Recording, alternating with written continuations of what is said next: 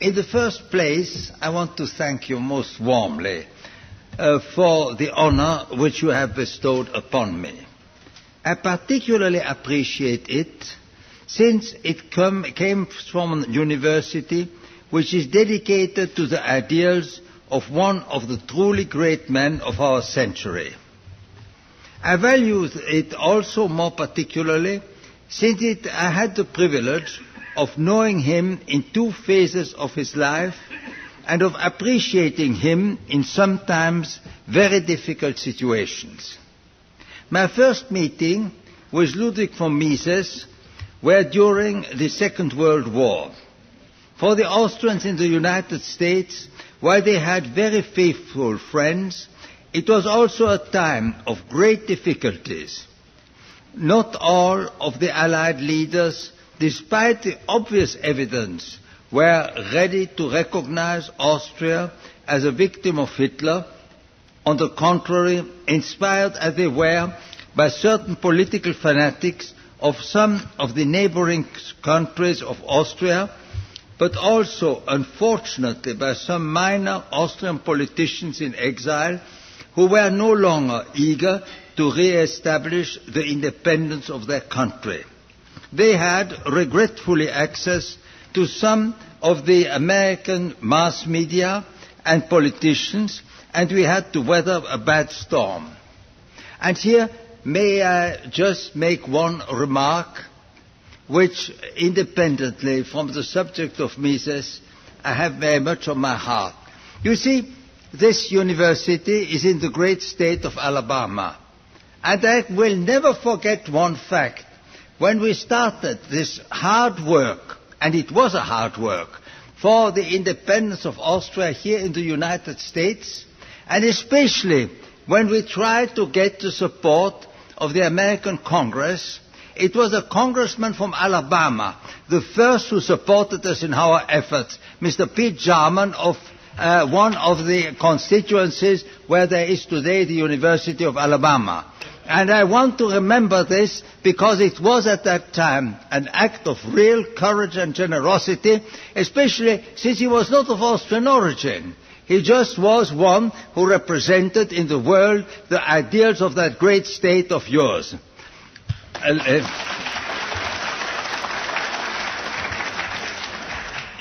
Others followed thereafter. The next being a senator from Florida, Claude Pepper, a congressman from New York, Sol Bloom, and several others. I won't mention them all. We had some good friends too, and they all needed a lot of courage to support the cause for which Mises was fighting. As in this storm which we were in, unfortunately, many of the Austrian émigrés either went into hiding or else even sided with the hostile forces. Some others amongst them, leading persons like Ludwig von Mises, stood firmly by their country, weathered the storm, and finally were successful. In this struggle, he was as solid as a rock. So I had the opportunity of being a witness to some of his major characteristics. The first one was an absolutely straight line.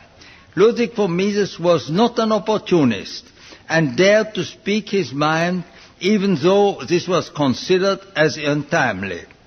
He was backed by his great personal courage, that moral courage which unfortunately is all too rare and which one hence doubly appreciates. Finally, he was a great patriot. Of course he was loyal to the United States and grateful that they had accepted him when his own homeland fell under totalitarian invasion. But he also never forgot that he was an Austrian, that he came from Vienna, and that he owed his old country support as a reward for the intellectual possibilities which Vienna has afforded Ludwig von Mises as long as it was independent. All this made him, in the dark days of the emigration, a real beacon of light. And permit me here to add another remark, which was the consequence of a conversation I had today. And somebody asked me, how did Mises get his title of nobility? Who gave it to him? Well, I can tell you that in Austria, thank God, there was a time under Emperor Franz Joseph when finally it was understood that nobility, that is to say the elite in a country, had a title and one of reward, not in material sense, but in a moral sense. You see, this so-called Verdienstadel, this honor, this nobility of reward for independent action, was one that was very important, and that reminded me of a tradition which I think was very useful in Japan. In Japan also there were noble titles, but those who received for a great achievement a noble title, it was not their children who afterwards had the right to carry the title, but all the ancestors who received the title because of the gratitude of Japan for the achievements that they had a son who had done such a great service. And somehow I feel that in the times of Emperor Franz Joseph, it was quite clear that gradually this new type of nobility was rising. And Ludwig von Mises was one of the great noblemen of that time. That's why he received his title, in my opinion. And that was one thing which of course ended in tragedy, because most of these people were murdered afterwards when the Nazis came in, but indeed created that new sense of nobility which for the future can be of very great significance for all of us, whether we are living in a republic or in a monarchy or in any other sort of political system. And that here we have something which has been often criticized, but which I submit to you is a very useful way of rewarding public service. The second time I had the opportunity of seeing Professor von Mises was in the Mont Pelerin Society, that important, I must admit almost call it decisive organization, created soon after the Second World War in order to re-establish in the universities of Europe the idea of a free economy as a basis of individual freedom. He was there with the great men of his time like Professor von Hayek, Röpke, Marchlup, Ludwig Erhard and Eucken. I do not mention many others who fought with them for the same ideals. They dared to try to bring back, starting from Germany and Switzerland, the old ideals of the economic school of Vienna, as against the allegedly modern ideologies which began with the Beveridge Plan and continued through certain personalities like Keynes, who had certainly great literary abilities, but economically were trying to lead Europe down the road to serfdom. Here the Mont Pelerin Society endeavored to gather the leading spirits on the side of freedom and to return to Europe those values which had been driven mostly overseas by the horde of National Socialism. The Mont Pelerin Society had started as a small but very important group. All of them were distinguished professors. I was the only one in that group who didn't have this high academic title. Later on, I discovered the reason why I was invited to join this illustrious society. Professors usually live in order to teach the ignorance. When they started to work, there was no ignorant amongst them. I happened luckily to pass by during a meeting, not even knowing that I was at a meeting of the Mont Pelerin Society. Thereupon I was invited to join, since obviously the professors were eager to have at least one ignorant to educate. I must tell you that I gained a lot from my membership in the Mont Pelerin Society. It gave me that knowledge of the basics of economics which is indispensable, especially when one is ready to start on a political career. Only when I joined somewhat later, due to the European elections of 1979, the group of Europarliamentarians did my presence at the Mont Society become rare. The main reason was not lack of interest. God knows, but the fact that the Mont Society's meetings always take place in the first week of September. Now, we politicians also start our work on the European Parliament in the first week of September, and I, having become a parliamentarian, had the absolute obligation to be present if I wanted to work effectively.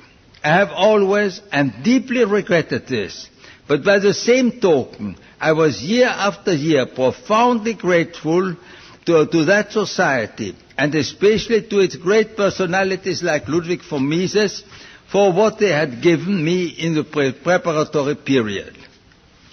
Indeed, we had the great privilege to participate within the framework of the Mont Society in that fight for freedom, which was both tough and victorious. At least, I did not realize at that time that we were just starting on a major campaign for freedom, and were just in the preliminary stages. The main battle was to come later. Permit me now to speak as a European parliamentarian out of that experience and how I see from this level the big battle which is being fought in Europe, and as it is to a more or less equal degree in other parts of the world. I strongly feel that no decision has yet been reached, and that we have now to face an even more dangerous challenge than was the case at the time when the battle was won against the creeping socialism at the end of the Second World War. Our situation today in the world is determined, I submit to you, by the enormous discoveries of our scientists at the end of the 19th and in the first half of the 20th century. Whoever had the opportunity of following the events knows that the world, as it existed only a few decades ago, has changed fundamentally. The acceleration of this change is going to be felt even more strongly in the times to come. A person who has reached my old age, when looking back on the period of his youth, will realize that we have undergone a true, though unbloody revolution, which has altered almost all the data of our life. This has not been easy for many of us. Thus, I remember Winston Churchill's first visit in the United States after the Second World War. He was invited to visit the Massachusetts Institute of Technology, and the many journalists who followed the great hero on his triumphant trip to the United States were banned from entering because he was admitted to those top secret places where some elements of the future were under preparation. The stay of Churchill lasted 2 hours, and when he came out, the newspaper people ran to him, asking him what his impressions were. His answer was, "Gentlemen, as you know, I am not a very religious man, but inside there," and he indicated the door which had just been closed behind him, I prayed in order to thank the Lord that I am 70 years old. The main changes in our life, at least in the perspective of a politician, are threefold. In the first place, there is the fact that the old idea of autarky has completely vanished. It was not so very long ago, just a little more over a century, when in the framework of a village, economy, almost everything that was needed to the inhabitants could be produced. Before the Second World War, Adolf Hitler was able to boast that he would create a German self-sufficiency, and as the events of the war have proven, he almost succeeded. in today the only form of autarky of which we can still speak is to be indispensable for others as they are indispensable for us. The world globalization is today a tangible reality. The interdependence has become worldwide, and this has deeply affected the economy of each one of our countries. When people, especially among politicians, complain today about the fact that factories are leaving one country to take up production in another, this is perhaps very effective in public meetings, but certainly does no longer correspond to the reality. Mobility in world economy has become one of the major characteristics, as was the mobility within a single large country, for instance, in your United States, only a few decades ago. The second most important characteristic with direct impact in our lives is the expansion of international travel facilities. I still can remember, and vividly so, the times when the United States were only from Europe, at best 4 days, but generally much more removed. Today, thanks to Concorde, one can go in the morning from Europe to the United States and return in the evening, even with a very big jet lag, but still one has come back.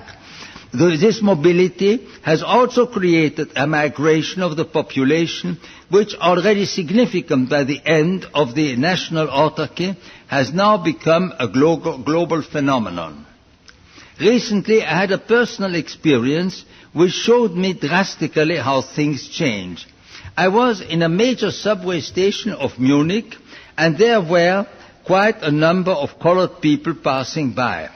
I suddenly realized that if only 15 years ago a single colored man had walked through this station, all the children would have turned around to stare at him. Now they don't even take notice. He's a completely normal sight. This acceleration of traffic has also signally reduced distances within a country or between continents. In politics, this has led to what one might call the pendulum diplomacy, which was inaugurated in our times by Henry Kissinger, and nowadays is increasingly becoming a normal form of diplomatic intercourse. It also creates serious problems in numerous countries, which are more and more frightened by the wave of immigration, that rising tide which the politicians use, but for which they see no remedy. We shall have here serious problems in the future, which, if we do not resolve them in time, are bound to create international tensions of an unbelievable magnitude. Finally, and perhaps most effective from the point of view of the citizens' private lives, is the explosion of information. Not so long ago, it could be said, as Bismarck had formulated it one day in the German Reichstag, what are we interested in if people beat each other far away in Turkey? Today, Turkey is a few hours from Europe, and indeed from the United States. The events have an entirely different impact from the one they had in the past. Now, not so long ago, news about an outrage, a bomb, a catastrophe, took some time to reach the other parts of the world. The speed of the telegraph was, compared to today's possibilities, very slow, and the result was that when the news reached their destiny, they had cooled down. They had no longer that lively impact which is felt when you assist to an event. A bomb exploding at the other end of the world is today, thanks to global television, exploding simultaneously in the rooms of everyone who owns a television receiving set, and this is in no times being the majority of humanity. Therefore, we all are affected by incidents and events in quite a different way than was the case in the days of any of the preceding or even of the now still living generations. This is changing fundamentally all the facts, including those of the political life. With that, we must realize that this is just a part of the event. We go through an acceleration which will alter our lives even more. People feel this, although an answer to the problem itself is not forthcoming as yet. All this is called progress, and certainly there is some progress if we look, for instance, at the medical science. What has been achieved here, even in the last years, is staggering. On the other hand, its impact on the life of humanity, it has the political sense, the question of freedom and democracy, has not yet been fully assessed and will be felt strongly in the not-too-far distant future. There is also the added fact, especially in the political life, that it is very hard to transmit the experience of the generation to the next. Each generation must acquire its own experience, and this, of course, means a new system of teaching, whereby the teacher must be the person itself affected by the event. Politically, one of the most significant elements in the rise of the superpowers, which is started with the Second World War and now is becoming a normal phenomenon. Some of the countries are superpowers in their own right, and for instance the United States, who by this fact are able to master the events more easily than those who have still to draw the consequences from their smallness in the face of world events.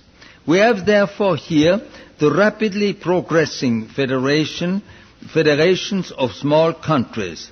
It is led by the European Union, which has a longer past because of the geographical data of the European continent.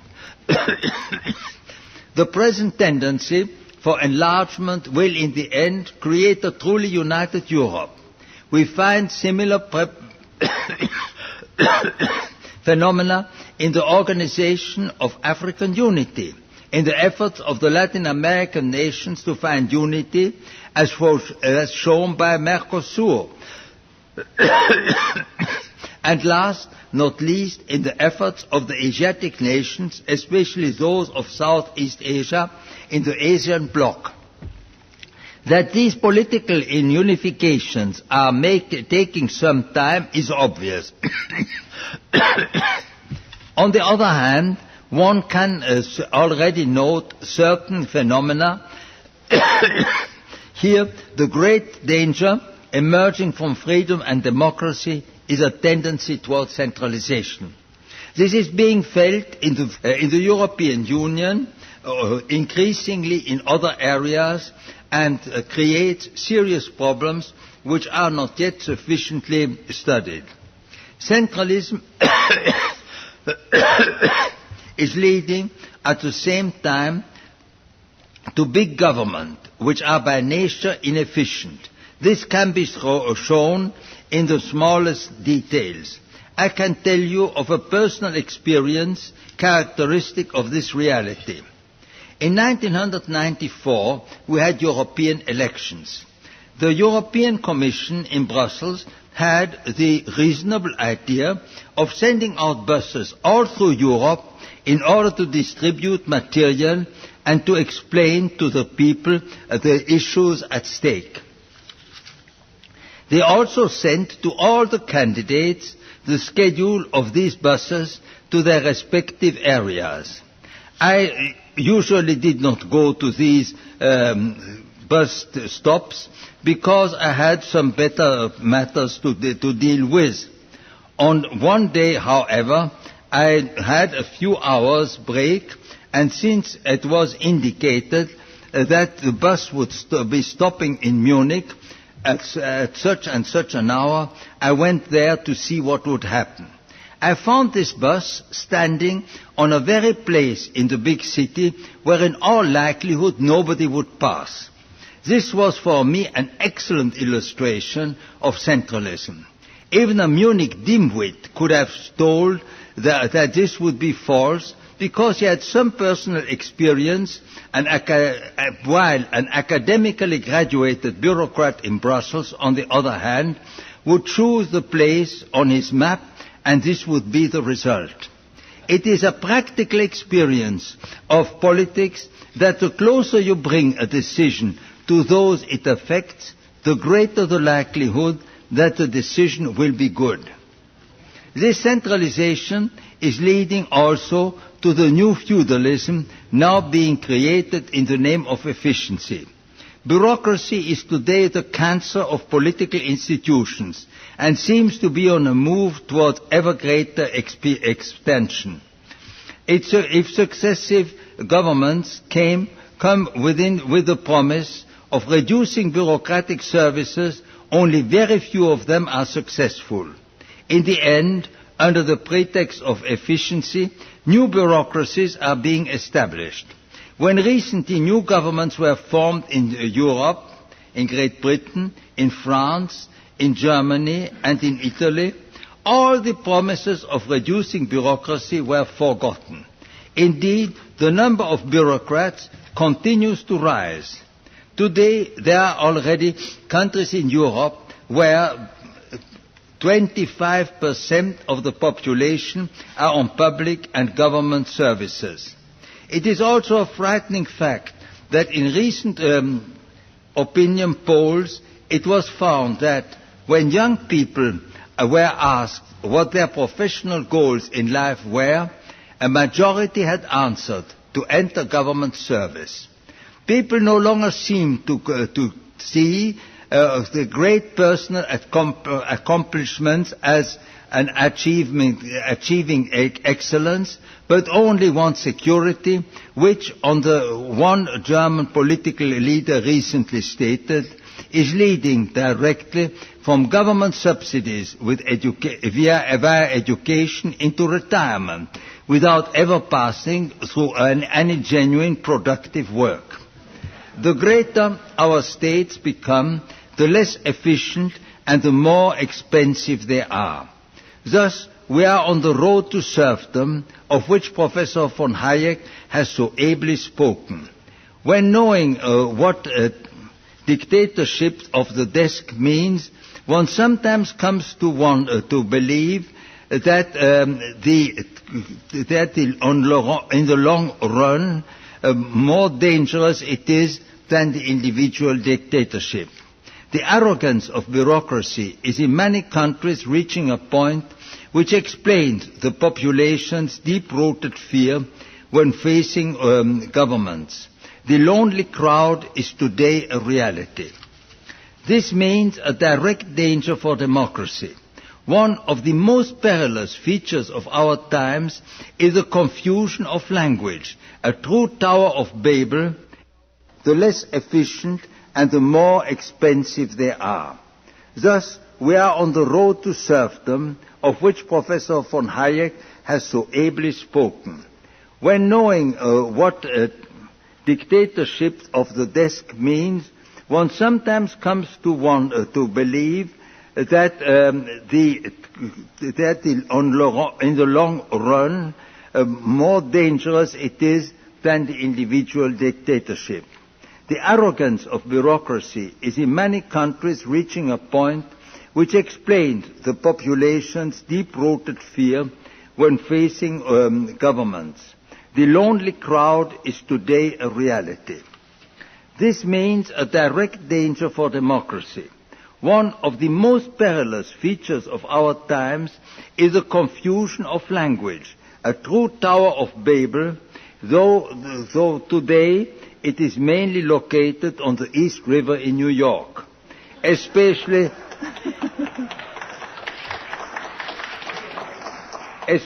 in Europe, we find almost everywhere that justice and equality are being considered identical, although in fact the enforced equality is one of the greatest injustices one can visit upon a person or a nation. This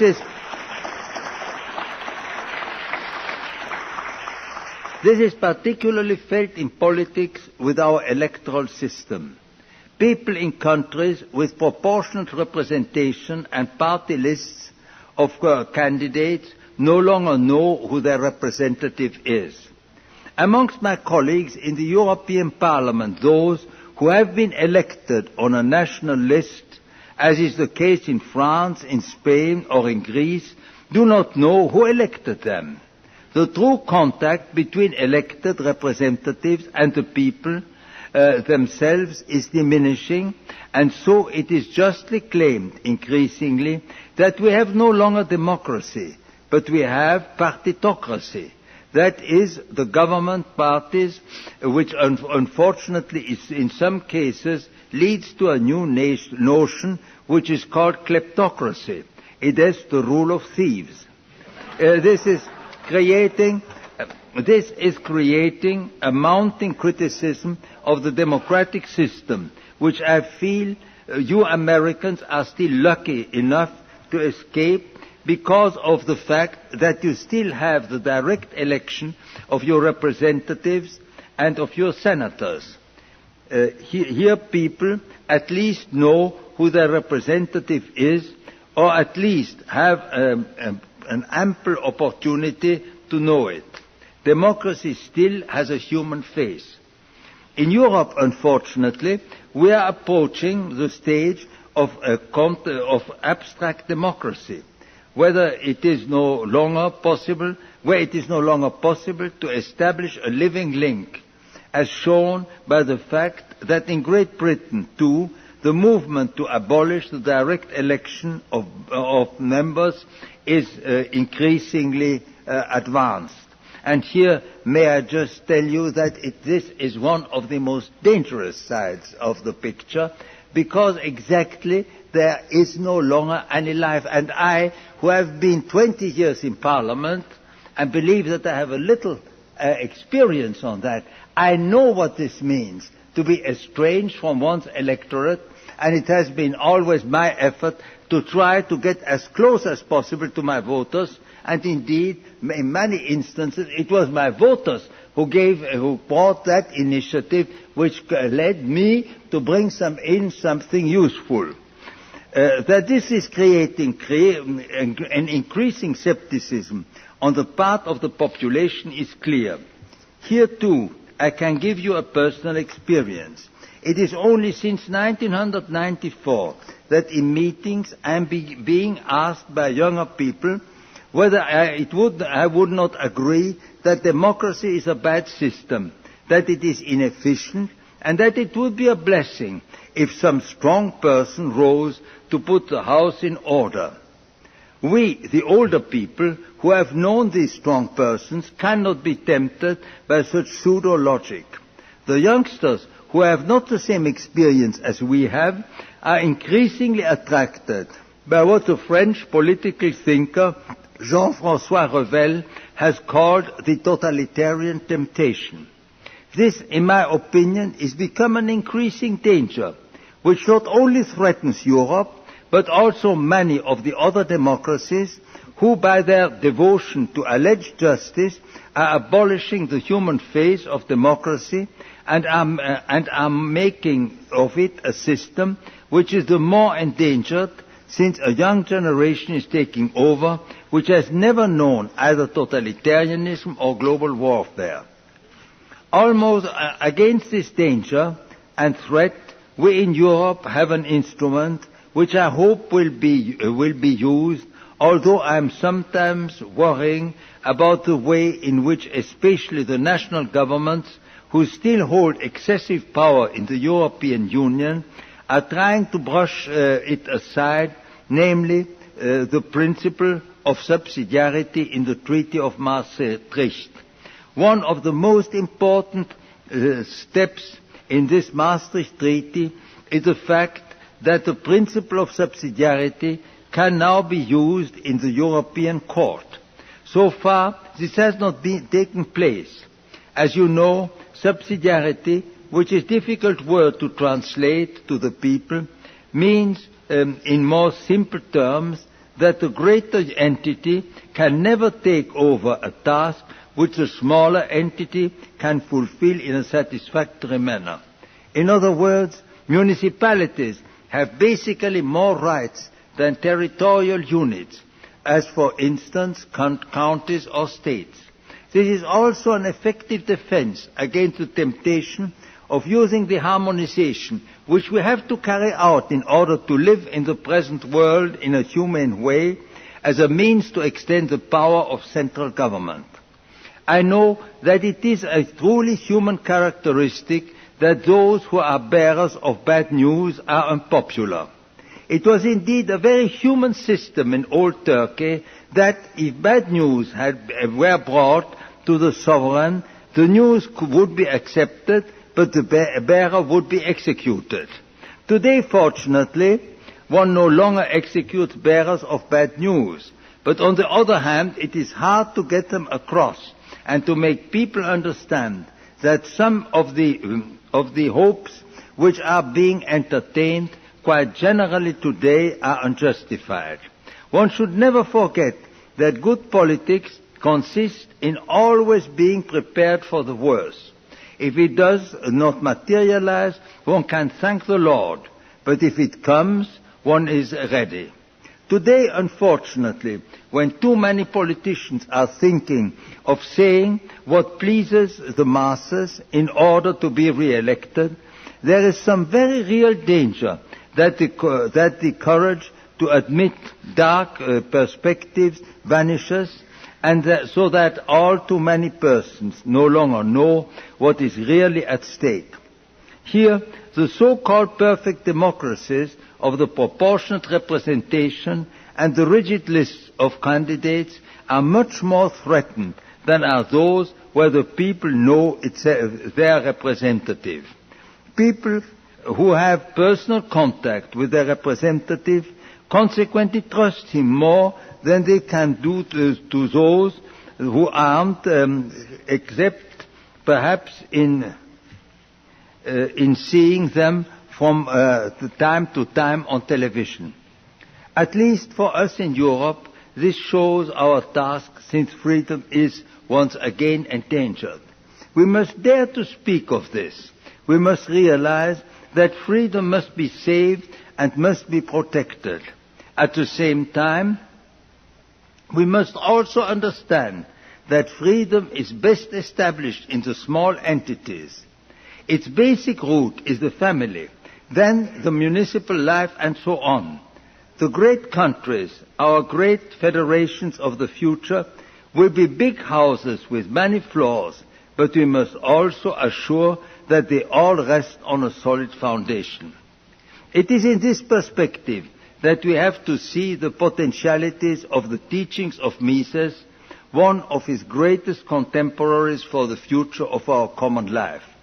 This is not an academic game or a scientific preoccupation. It is today a very important and very humane fact. We are not here in order to dream or to follow intellectual pursuits, but dedicated to a truly important task. Let us not forget that in the end, as past decades have shown, it is the work at the universities and in the intellectual community that is long-range decisive. When one sees in these terms the tremendous success which professors from Mises and the Mont Pelerin Society have achieved in Europe at the end of the Second World War, we know that today, when the dangers are still ahead and still can be avoided, it is the work at the universities which is decisive. We ought to be able to teach the people that freedom is worth fighting for, that the basis of freedom is the political freedom, and that the prosperity of the future depends on the achievement of peace. I know that there are many who say that we should not talk of the defense of peace at a time when peace allegedly is assured since the collapse of the Soviet Union. Let us not be mistaken, this is not the case. When we see certain figures who are politically quite successful and who remind us of the Hitlerite and Stalinist times, such as Saddam Hussein or Slobodan Milosevic, when we see that they are able to challenge great world powers which do not dare to put an end to their inhumane rule, we know that the time has come when we must act again as did our predecessors like Ludwig von Mises at the end of the Second World War. More than many years ago, we are called to defend freedom and to promote sound notion of democracy. More than once, we must make people recognize the tremendous dangers of centralism and of centralized bureaucracy. More than once, we should mobilize the forces of freedom in the fight for the defense in our times. This is a task which is given to the younger generation, but in which the older generation can render significant service. It is from our decision of today that the future of the next generation depends. Mises did that in his time.